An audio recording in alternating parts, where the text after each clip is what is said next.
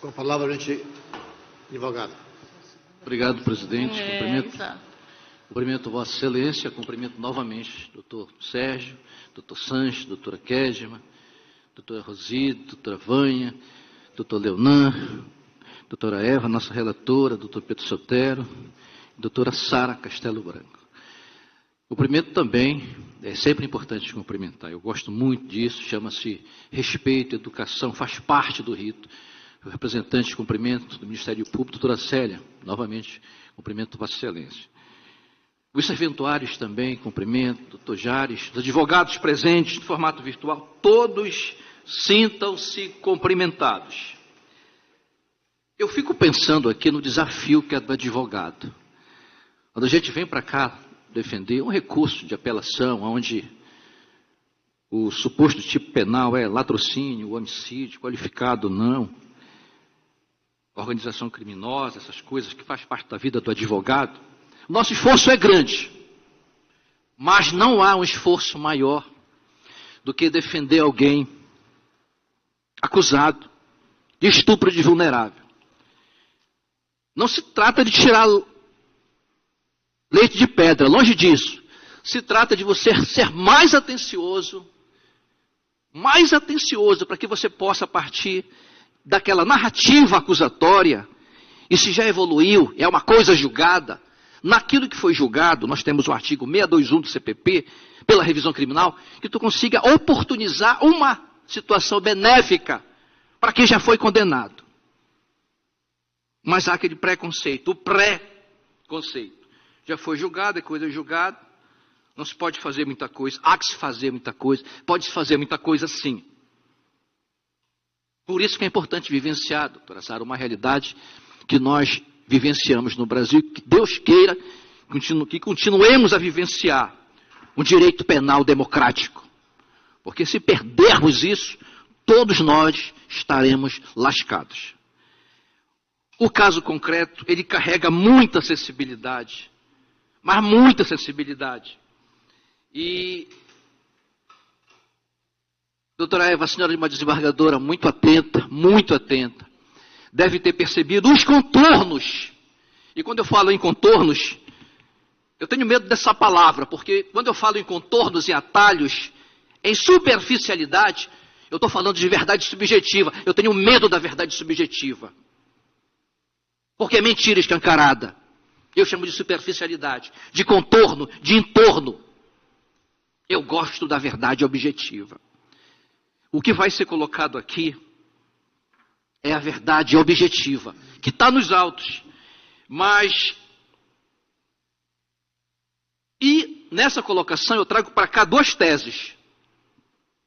A negativa de autoria, ou seja, no nosso entendimento, que esse rapaz que está comendo a ferro e fogo, que foi preso no aeroporto, quando desembarcava para visitar sua família aqui no estado do Pará, de Santa Catarina, ele ficou sabendo dessa prisão pena, porque ele só foi citado e respondeu todo o processo sem saber que tinha efetivamente, talvez a má orientação de algum profissional, um processo contra ele. Foi julgado à revelia. Ou seja, não exerceu aquela situação sagrada, né, de apresentar a sua narrativa dos fatos, a sua versão dos fatos. Porque se temos só um lado da história, num processo penal, estamos fadados à efetividade da condenação. Então eu quero trazer para cá a primeira tese, negativa de autoria, e a segunda tese, se não for acatada a primeira, evidentemente, nesta revisão criminal, que nós possamos trabalhar a retificação da dosimetria, porque ele pegou uma sentença de 21 anos, já está preso há quase 2 anos, e é o atestado de pena dele, desse rapaz aí. Então, eu preciso apresentar para Vossas Excelências, só em poucos minutos, essa narrativa de como se deu. Doutor Sanches, típica situação de uma novela da TV Globo. Conhece uma menina, conhece uma pessoa, começa a desenvolver uma relação, a menina engravida, a mulher engravida, e nasce uma criança. nasce uma mocinha. Fechou. Aí, naturalmente, a mulher falou, Igor, eu estou grávida e, evidentemente, claro, a filha é sua. Fechou. Mas a relação não deu certo. O revisionando começou a seguir a sua vida, arranjou outra relação, mas falou assim, é minha filha, vou bancar. E ficou bancando. Doutora, se eu estiver errado no seu momento da leitura efetiva do relatório, pode corrigir esse medíocre professor, esse humilde advogado. Começaram, então, ele separado, arranjou outra família, mas continuou exercendo seu papel de pai. Quando a menina fez 13 anos, doutor Pedro Soltero, ele falou para a avó, olha, eu quero que a minha filha venha morar comigo. A avó falou assim, tudo bem, ela vai morar com você, mas eu vou te dar um conselho. Faça um exame de DNA, porque o teu biotipo é diferente do dela. São biotipos diferentes. Ou imagina escutando isso, eu sou pai de 2 meninas. E minhas filhas não são tão parecidas comigo. Mas eu acredito que são minhas filhas. Mas se chegar, faz exame de DNA, eu acho que não é tua filha, eu vou pirar. O que foi que ele fez? A avó consentiu, trouxe a menina para Belém, fez o DNA, doutor Pedro Soltero, e deu negativo o DNA. Mas ele falou assim, minha filha, tu não é bem a minha filha de sangue. Excelências, aí apareceu a narrativa da mãe, que ele cobrou da mãe. Olha, a menina não é minha filha. Quem é o pai da menina? Aí a mãe da menina disse, está nos autos, que ela foi estuprada na praia anos antes, trouxe uma narrativa que o pai não sabia, que ninguém sabia, mas está nos autos. Doutora Eva, a senhora pode me corrigir se eu estiver errado. Mas tudo bem, isso não é relevante.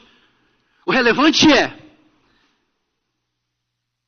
a menina com 13 anos, é aquela menina bem peralta, determinado momento que ela voltou para a terra dela, a mãe falou assim, para o filho dela, meu filho, vai buscar minha filha, que ela está na casa do professor. A menina foi pega com o professor na cama. Aí pressão da família, a menina confessou que já tinha muita relação sexual e ela falou assim, eu também já tive relação sexual com o papai. Quando ele falou que não era meu pai.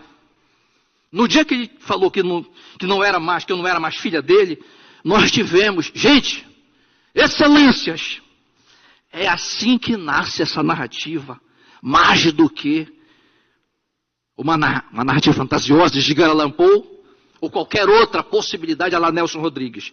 Mas foi essa acusação, doutora Eva, se eu estiver errado, pode me corrigir depois, foi essa acusação fantasiosa, de uma menção do pai, aos 45 minutos do segundo tempo, e a partir desta narrativa é que ele foi condenado.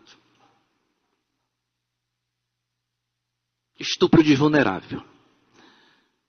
Quando na verdade a relação dela efetiva era com o professor. O pai nunca tocou nessa menina. Então, nós trazemos para cá sim, essa tese negativa de autoria, porque doutora Eva, desembargadora, muito atenta, deve ter percebido os erros, os contornos, os entalhos, os erros demasiados que tem nesse processo aqui, que eu acredito que agora nós temos a oportunidade de corrigir. Este é o momento de corrigir desse grande erro da justiça paraense. Um grande erro. Por isso que estamos aqui. Mas eu sei, doutor Sérgio, da sensibilidade que é trabalhar o estupro de vulnerável. É claro que foi relativizado agora pelo STJ, que a palavra da vítima não é mais absoluta. E vossas excelências sabem muito mais do que esse humilde advogado, que agora a palavra da vítima não tem um peso 100% de credibilidade. Tem credibilidade, mas há que se relativizar. É relativo. Então, a nossa primeira tese, sim, é a negativa de autoria. De um relato fantasioso, quando na verdade a história é outra. Esse é o ponto. Mas pegou uma sentença de 21 anos. 21 anos. É uma sentença muito elástica. que a gente acredita que há a possibilidade de virar o jogo, de buscar a efetiva verdade aqui, neste tribunal. Agora, excelências, se não for o caso, a gente pede sim a dosimetria, uma retificação da dosimetria da pena. Por quê? Aí eu vou buscar o amparo na doutrina. Porque quem sou eu, quem somos nós advogados, se não buscarmos apoio da jurisprudência, que é criada por vossas excelências, ou na doutrina. E essa doutrina aqui, os doutrinadores, doutor Bruno Almeida e doutor Maxi Brito, são juízes lá de Rio Grande do Sul. E o livro é um clássico livro, Manual da Sentença Criminal e Dosimetria da Pena. Aí eu vou dialogar, doutor Sanches, com a sentença do revisionando.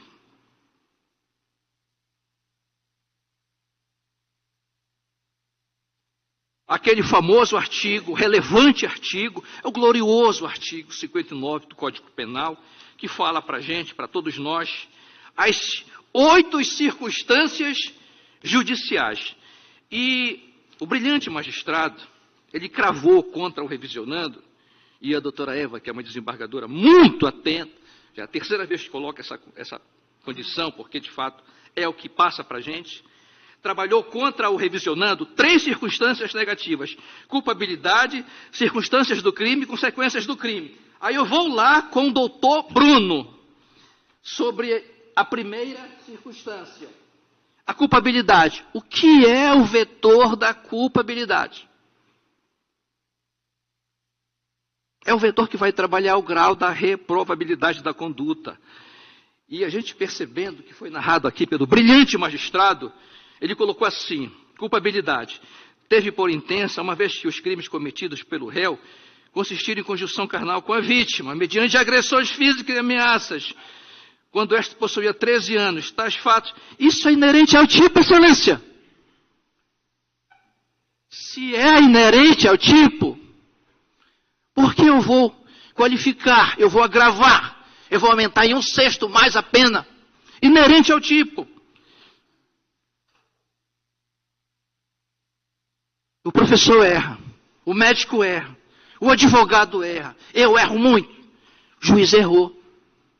Doutor Bruno diz o seguinte aqui, doutor Bruno fala o seguinte, culpabilidade 110, página, ele fala o seguinte para a gente: ao trabalhar essa possibilidade, tem que mensurar o grau de intensidade do que foi feito pelo respectivo, no caso aqui, revisionando, inerente ao tipo. Circunstâncias do crime. Tem que trabalhar. Eu vou aqui conversar novamente com o doutor Bruno. Circunstâncias do crime. Página 131. Eu preciso buscar apoio na doutrina. Falar do lugar do delito, da duração, da atitude, que foi que o brilhante magistrado colocou aqui. Colocou situações, porque ficou provado que o acusado, após saber que era verdadeiro sua biologia, no caso, verdadeiro ser pai da adolescente, o que soube através do DNA, resolveu submeter a conjunção carnal dentro do seu apartamento sob condições de violência física, ou seja, não tem nada a ver com as circunstâncias do crime, excelência. Consequências do crime. Se ficou com problema na cabeça, precisa ter um laudo, nada disso foi feito.